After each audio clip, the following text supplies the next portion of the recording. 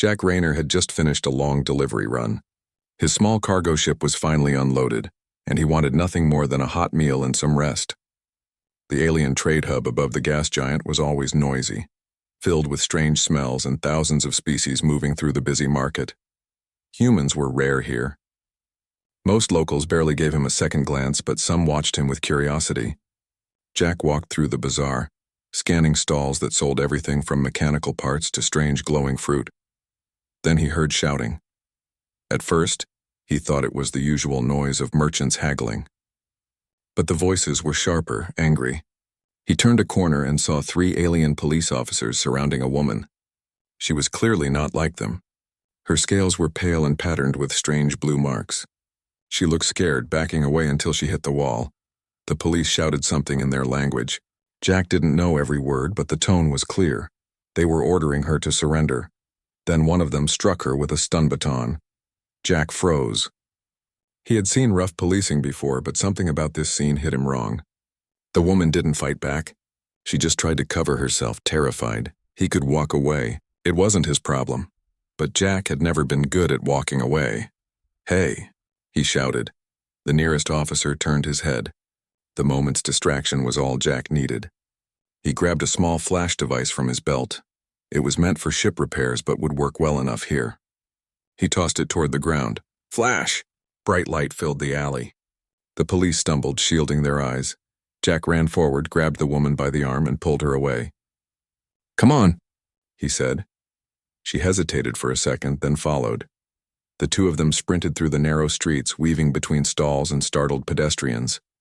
The police shouted behind them, but the market was crowded and Jack knew how to lose pursuers. After several turns, they reached a quiet service corridor. Jack stopped to catch his breath. The woman leaned against the wall, breathing fast. "Who are you?" Jack asked. "My name is Kareen," she said in broken trade language. "You help me." "Why?" Jack shrugged. "Didn't look like you deserved a beating." Her eyes glowed faintly in the dim light. "Police say I am criminal, but I am not." "They lie," Jack frowned. "Then why were they after you?" Kareen hesitated. "Because I am wife of Vorik Thane," Jack blinked. He had heard that name before. Vorik was one of the most feared gang leaders in the sector. His gang controlled smuggling routes, protection rackets, and even parts of this station. "So, you're telling me the police framed you?" Jack asked. "Yes, rival faction make explosion in power ring. They blame me. They want to shame my husband." Jack rubbed his face. This was bad. Very bad. Helping her meant he was now a target. Not just for the police, but maybe for Vorik's enemies too. He considered leaving her here. She could probably hide on her own. But then he looked at her again. She was still shaking, still trying to stand straight after the stun hit. No, he wasn't going to leave her. "Come on," he said. "We can't stay here. My ship is nearby." Kareen followed him silently. They slipped through back corridors until they reached the docking bay. Jack's freighter looked small and battered compared to the sleek alien ships nearby. But it was home. Inside, Jack sealed the hatch and locked the controls. "You can stay here tonight," he told her. "But tomorrow we figure out what to do next. If the police find out you're with me, I'm in trouble too." Kareen nodded. "I understand." "Thank you, human." Jack gave her some water and a blanket. Then he sat in the cockpit, staring out at the busy station traffic. What had he just done? By morning, everyone would know a human interfered with station police. If Vorik's rivals found out Kareen was with him, they might send killers. Jack leaned back in his chair, sighing. Maybe this was a mistake, but deep down, he knew he wouldn't change his choice. The station lights outside flickered as ships came and went.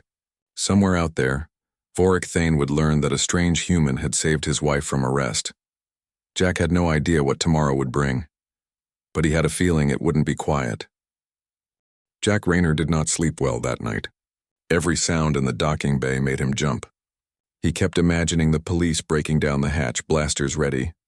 When morning came, he found Kareen already awake, sitting quietly near the cargo crates. She looked calmer but still alert, her tail curling nervously. "They will hunt me today," she said softly. "Yeah," Jack muttered, rubbing his face. "And they'll probably come after me, too." He switched on the comm screen.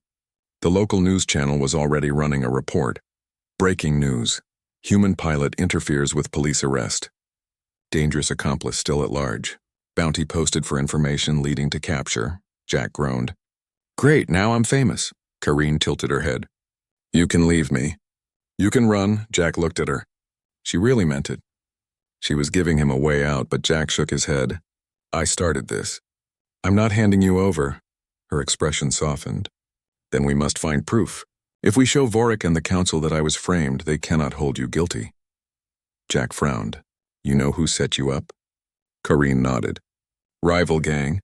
They work with police. Their leader is Voran Kale. He wants my husband's territory. He will kill me if he can, Jack sighed. So, we steal evidence, clear your name, and hope nobody shoots us first? Yes, Kareen said simply. Jack strapped on his belt and holster. Sounds like a plan. They left the docking bay through maintenance tunnels, avoiding cameras when possible. The main security archive was located near the station core, guarded heavily. As they crept through a dim corridor, Kareen explained the plan. There is a data node. It stores police reports, security feeds, and transmissions. If we get inside, we can find record of real saboteur. Jack glanced at her. And how do we get inside? Kareen's lips curled slightly. I still have codes. My husband placed watchers in many places. Jack was beginning to see why Vorik was feared. When they reached the archive entrance, 2 guards blocked the door. We can't fight them, Jack whispered. Kareen thought for a moment, then pointed at a nearby vent. Air shaft. Narrow but leads inside. Jack grimaced. Of course it does. Minutes later, Jack was crawling through the vent, trying not to think about how high up they were. The metal was cold under his hands. Behind him, Kareen moved silently. They reached a grate above the archive room. Jack carefully removed it and dropped down. The room was dim, lined with glowing data servers. Kareen landed lightly beside him. She moved to a terminal and started typing quickly. Her claws clicked against the keys. Hurry, Jack said, glancing at the door. She nodded. Almost. The screen lit up, displaying video feeds. Kareen brought up a file showing the sabotage site. Jack saw masked aliens planting explosives. That's not you, Jack said. No, Kareen said. This proves truth. She copied the file to a data chip. Just then an alarm sounded. They know we're here, Jack shouted. The door hissed open and 2 officers rushed in. Jack grabbed a tool from his belt and flung it at the light panel. Sparks flew, plunging the room into darkness. Blaster shots lit the air. Jack ducked behind a console. Go, he shouted. Kareen slipped through the vent first. Jack followed, scrambling fast as more guards entered below. By the time they reached the maintenance corridor again, the whole station was on alert. We can't go back to my ship, Jack said. They'll be watching it, Kareen nodded. Then we go to my husband. He will protect you, Jack hesitated. Meeting Vorik Thane sounded like stepping into a lion's den. But there was no other choice.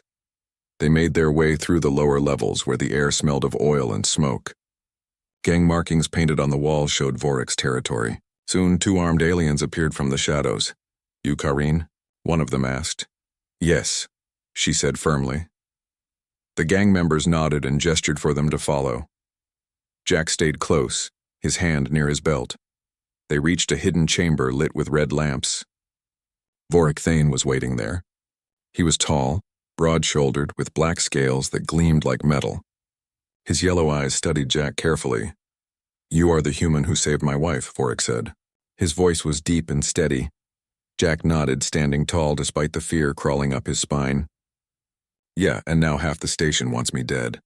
Vorik's mouth curved into a sharp smile. Brave or foolish, Kareen stepped forward, handing him the data chip. This clears me. Voran Kale is guilty. Vorik plugged the chip into a console. The recording played. Vorik's expression darkened. Good, he said finally. You have done well. Jack let out a slow breath. Great, so now can you call off the police? Vorik's smile widened. The police are not my servants, but they will answer to me. Jack didn't like the sound of that. That night, Jack and Kareen stayed hidden in Vorik's safe house. From the window, Jack could see police patrols sweeping the district. His face was probably on every wanted poster by now. You can leave tomorrow, Kareen told him quietly. My husband will protect you until then. Jack stared out at the glowing city. I'm not sure leaving will be that easy anymore. He had interfered with the station's law, broken into their archives, and humiliated their officers. Something told him this wasn't over. And he was right. Just before dawn, Jack was woken by the sound of engines. When he stepped outside, he saw dozens of alien police ships surrounding the sector. Searchlights swept the streets. Loudspeakers ordered everyone to stay inside. "They found us," Jack said. Kareen's tail lashed angrily. "They will attack." Jack grabbed his gear. "Then we'd better be ready." Outside, Vorik's gang was already preparing for battle.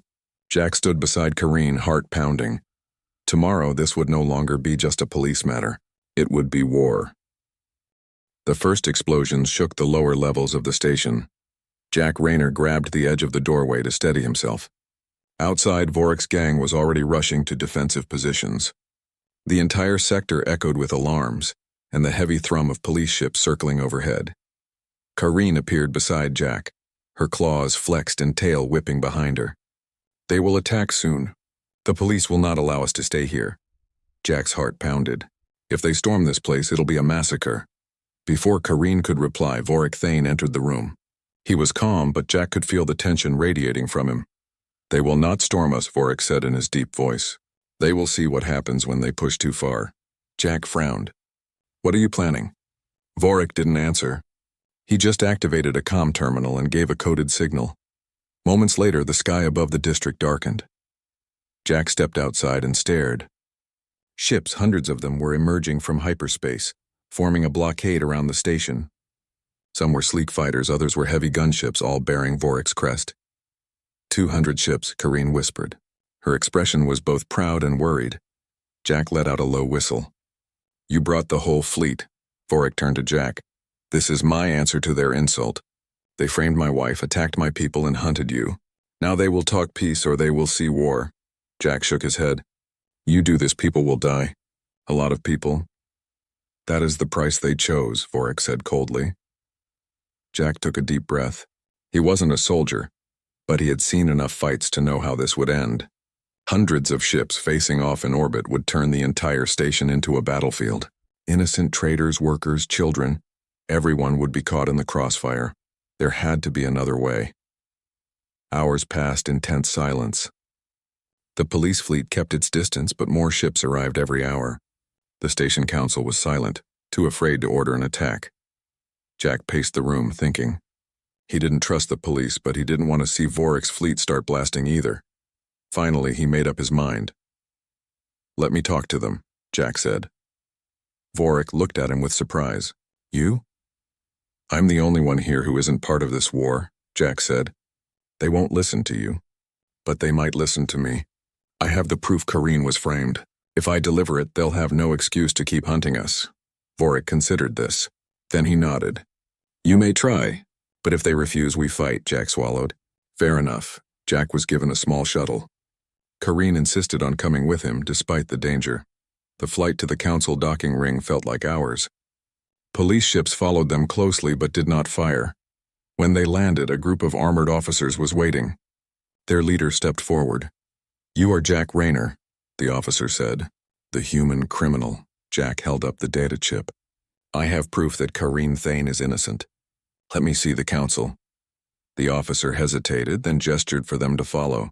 Inside the council chamber, the atmosphere was heavy with fear. Council members whispered nervously.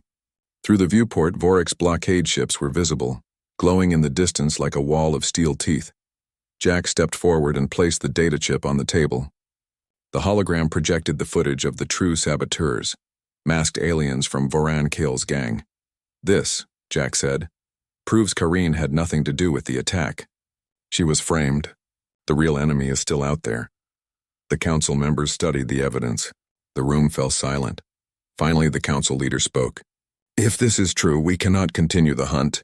But Vorik Thane must stand down his fleet." Jack nodded. "He will if you clear Kareen's name and drop the charges against me. And you arrest the real saboteurs." The council leader hesitated, then gave a slow nod. "Agreed." When Jack returned to Vorik's headquarters, the gang leader was waiting. "Well?" Vorik asked. "They agreed," Jack said with a tired smile. "Kareen's name is cleared.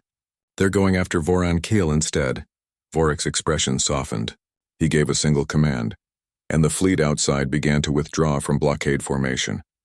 Kareen stepped forward and touched Jack's arm. "You saved many lives today." Jack exhaled slowly. Let's hope it stays that way. Later, as the station returned to normal, Vorik called Jack aside.